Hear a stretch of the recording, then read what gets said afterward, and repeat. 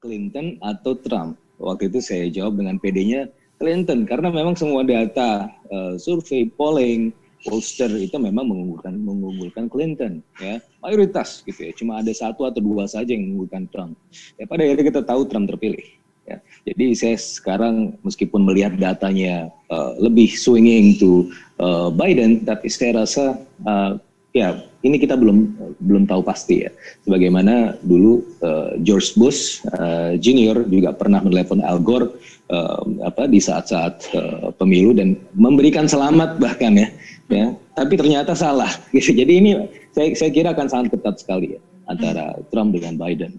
Siapa yang diharapkan pebisnis, terutama bisnis Indonesia? Kalau kita lihat dari sisi stock market, dengan Biden unggul ini, mereka jauh lebih positif gitu ya melihatnya. Tetapi saya rasa baik Biden maupun Trump mereka punya keunggulan masing-masing.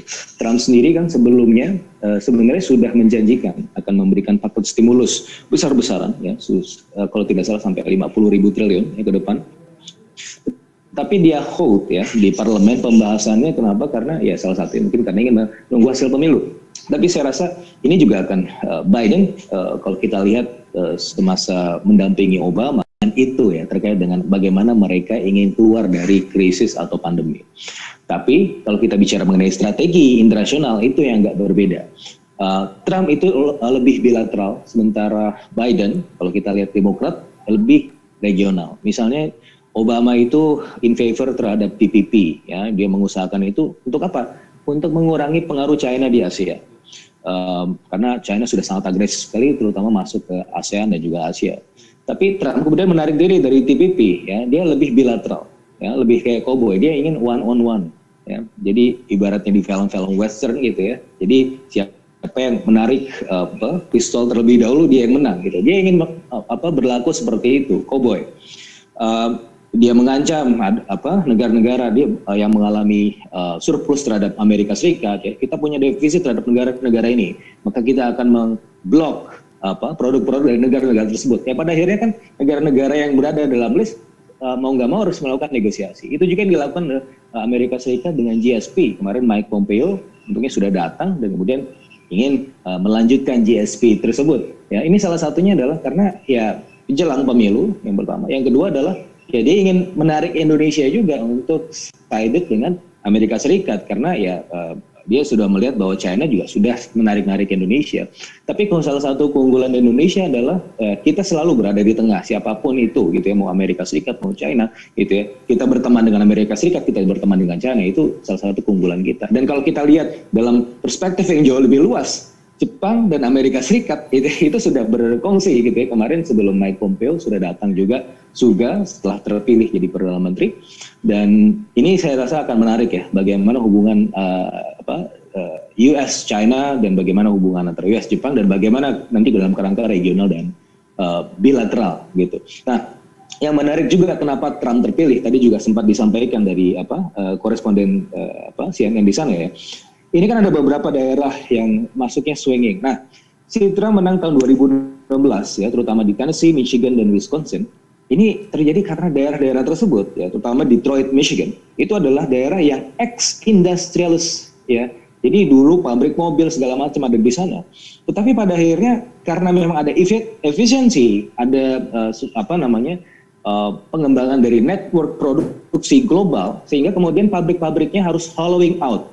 Pergi ke China, pergi ke Meksiko. Itulah sebabnya ketika Trump tahun 2016 dari kampanyenya kita bangun wall ke Meksiko, kita perangi China, quote unquote, dan seterusnya, gitu kan? Karena memang itu yang dalam perspektif daerah-daerah tersebut yang mengambil lahan pekerjaannya, gitu. Dan mereka menjadi militant voters. Cuma masalahnya sekarang kalau kita lihat over the time, ternyata daerah-daerah ini juga agak swinging ke Biden. Kenapa? Karena si Trump ternyata tidak berhasil memperbaiki keadaan di sana. Memang betul di masa Trump pengangguran salah satu yang terendah ya, diklaim sepanjang sejarah katanya, kata Trump. Tapi kita juga tahu ya ketika pandemi ini dia merupakan tren pengangguran terbesar juga, salah satu yang terbanyak sejarah selepas era Great Depression. Jadi ini jadi 50-50, apalagi dengan US China trade war ini pendukung Trump juga bahkan yang berada di Bible Belt, mereka merasa terganggu. Karena apa? Karena produk-produk hortikulturanya tidak bisa masuk ke China. Dan itu juga yang menjadi bahan negosiasi Mike Pompeo kemarin kan. Dan selama ini gimana kemudian bisa produk-produk hortikultura yang mana itu adalah sebenarnya produk-produk di daerah selatan yang mana basis pendukungnya Trump untuk bisa masuk ke Indonesia juga begitu. Baik, masih terdapat militant voters bagi Trump di negara bagian yang merupakan negara industri, tapi tadi Mas Fitra mengatakan bahwa adanya strategi bilateral yang dibangun oleh Trump, yaitu untuk menggenjot perekonomian dengan memprotek tentunya ya produk-produk dari Amerika Serikat. Dan apakah ini juga ada potensi jika Trump menang ini akan berlanjut nih? Perang dagang Amerika Serikat dengan Tiongkok mengingat ini masih terus berlanjut. Dan ini kan juga berdampak terhadap perekonomian Indonesia jika perang dagang ini masih terus berlanjut, Mas Fitra. Dari US itu adalah China yang paling besar. Nah sekarang si China itu melepas kepemilikannya terhadap US Treasury. Ini artinya ya kemungkinan besar ya si Trump mungkin pada akhirnya akan berbalik juga ya akan tetap ya menjadi love and hate relation, tapi ya pada akhirnya ya mereka akan berkongsi juga saya rasa gitu. Dan jika dilihat dari visi ekonomi antara Trump dan juga Biden ini sangat bertolak belakang begitu ya visinya. Kalau dari versi Trump ingin memotong pajak, tapi kalau misalnya dari Biden justru lebih populis begitu ya, ingin menaikkan pajak. Nah, jika Anda melihat di situasi pandemi saat ini mana yang lebih applicable begitu untuk diterapkan di negara Amerika Serikat dan juga secara global? Ya, jadi ini menarik gitu ya. Bahkan Trump sekarang menuduh Biden dan juga Demokrat itu sebagai sosialis gitu ya. Jadi kalau kamu memilih Biden berarti kamu adalah orang sosialis dan itu kamu harus makan itu sosialisme gitu kan. Dan ini dia juga lihat ada tokoh-tokoh Demokrat, salah satu juga Bernie Sanders yang mana sangat ekstrim kiri gitu ya. Nah, tetapi kita juga harus tahu bahwa Demokrat ini kalau kita lihat kedekatannya dia lebih dekat ke market juga gitu ya. Jadi sebenarnya ya is not socialist. Jadi Demokrat itu nggak sosialis juga. Ini untuk menangkap peluang-peluang voter saja sebenarnya.